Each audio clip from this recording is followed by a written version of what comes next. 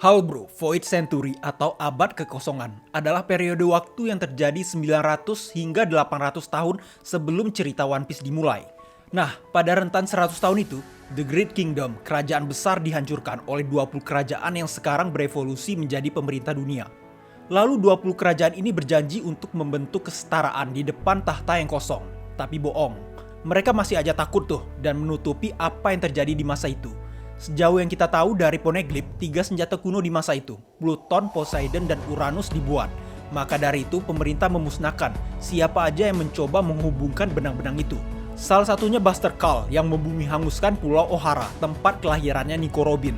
Pulau yang menjadi pusat penelitian batu Poneglyph. Nico Robin adalah orang yang satu-satunya selamat dari kejadian itu, menjadikannya buron-buronan kakek legend semenjak ia masih bocil. Di samping itu, beberapa orang juga mengetahui apa yang terjadi di masa itu, Roger dan krunya, Gorosei serta Imusama. Tapi kali ini, kita tidak akan membahas tentang abad kekosongan guys, melainkan karakter-karakter yang memiliki kemampuan mempermainkan umur dan waktu. Buah iblis apa aja yang dimakannya untuk mendukung agar mereka bisa lahir di abad kekosongan, hingga tetap hidup sampai sekarang. Dan apakah mereka benar-benar abadi guys? Yang pertama udah pasti Gorosei, diartikan sebagai kakek legend. Love interest adalah Nico Robin. Nah, dari 5 orang kakek ini, hanya satu yang baru diketahui namanya, bernama Guernica. Mereka diyakini abadi, dilihatkan 20 tahun silam saat insiden di Ohara. Mereka memerintahkan Spandam untuk menghancurkan pulau itu. Eksekutor lapangan Aokiji dan Akainu yang sekarang udah jelas menua. Tapi kelima orang ini tidak bertambah tua guys, diperkuat dengan pernyataan mereka sendiri yang mengatakan tentang buah Nika no Mi. Selama beratus-ratus tahun, belum pernah ada yang membangkitkannya, bahkan bagi mereka. Bagaimana mereka bisa hidup selama itu ada dua guys, Ope-Ope no Mi dan buah iblis milik Jewelry Bonnie.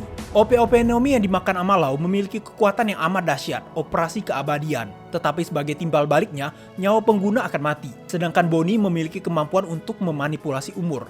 Kemampuan Bonnie terbilang instan dan minim resiko. Menurut gue, kelima Gorosei ini enggaklah abadi, terlalu mewah bagi mereka untuk bersilih ganti menggunakan ultimate dari Ope-Ope no Mi, karena perbedaan umur mereka yang enggak terlalu jauh. Dan juga perlu dibedakan arti abadi dan memiliki umur yang panjang. Contohnya adalah Zou, gajah berumur 1000 tahun. Dia enggak abadi, hanya spesial kreatur yang memiliki umur yang sangat panjang. Buktinya sewaktu diserang sama Jack, dia sempat terluka parah. Menurut gue, menjadi abadi lebih ke arah tidak dapat tersentuh, serta menyerupai Tuhan. Jadi kemungkinan besar yang menyebabkan mereka bisa hidup sampai sekarang adalah Jewelry Bonnie. Faktanya, bajak laut wanita ini sangatlah istimewa bagi pemerintah dunia maupun angkatan laut. Sekelas Shirohige aja dibunuh, tapi tidak untuk Bonnie, karena kemampuannya sangat berguna. Hal ini dibuktikan pasca perang di Marineford. Dia ditangkap sama Akainu, namun anehnya, nggak dikirim ke Impel Down. 2 tahun setelah kejadian itu tiba-tiba aja dia bebas, lalu menyamar sebagai ratu kerajaan Sorbet untuk memasuki Marjoa, sambil menangis melihat Bartolomeo Kuma yang dijadikan jongos. Dengan kemampuannya, Bonnie memiliki persentase yang sangat besar untuk lahir di zaman kekosongan. Berikutnya adalah Imusama. Apakah dia abadi guys? Menurut gue, dia nggak abadi, tapi menunggu untuk menjadi abadi. Setiap Filian yang sudah menguasai dunia, dalam hal ini menduduki tahta yang kosong, tujuan berikutnya ya keabadian. Kalian ingat kan insiden Ope-Ope no Mi yang dimakan Amalau 20 tahun silam? Transaksi buah 5 miliar berry antara Marine dan bajak laut terdengar di telinganya Doffy, mantan Tenryubito yang mengetahui harta karun di Marjoa. Setelah mengetahui informasi itu, Doffy langsung mengambil langkah 1000 untuk mencuri buah Ope-Ope no Mi. Nah, jika Doffy meniatkan adiknya Corazon memakan buah Ope-Ope no Mi sehingga ia bisa menjadi abadi, lalu siapa yang diuntungkan jika angkatan laut yang mendapatkan buah itu?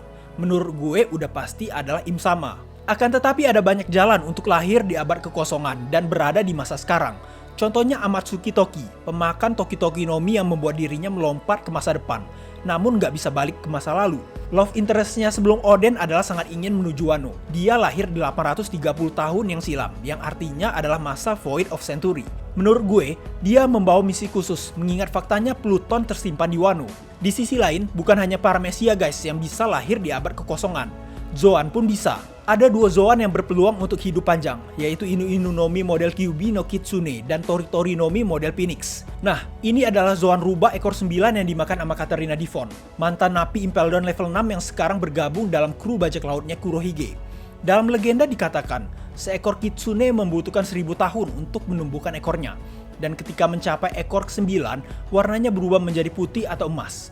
Mereka memiliki kekuatan yang unik, bisa mengetahui segala hal yang terjadi di dunia. Jadi hal ini bisa dijadikan alasan kenapa dia bisa mendekam lama di Impel Down. Pengetahuannya akan abad kekosongan sangatlah membahayakan pemerintah dunia. Serta dilihat dari bentuk tubuhnya, memiliki hidung yang panjang, identik pembohong kayak Usopp. Dan berbanding lurus dengan legenda yang mengatakan, Kitsune seringkali menyesatkan manusia dengan kekuatannya yang bisa menyerupai siapapun. Jadi menurut kalian, siapa yang lebih pandai dalam hal kebohongan? Devon atau Usopp? Terakhir adalah Tori Nomi model Phoenix yang dimakan sama Marco. Meskipun diragukan, tapi faktanya Phoenix adalah hewan abadi yang hidup 500 tahun dan di akhir umurnya ia akan terbakar, kemudian terlahir kembali untuk memulai kehidupan yang baru. Maka buah iblis ini layaknya one man dog, maksudnya one man fruits. Jadi menurut kalian, apakah mereka semua itu abadi?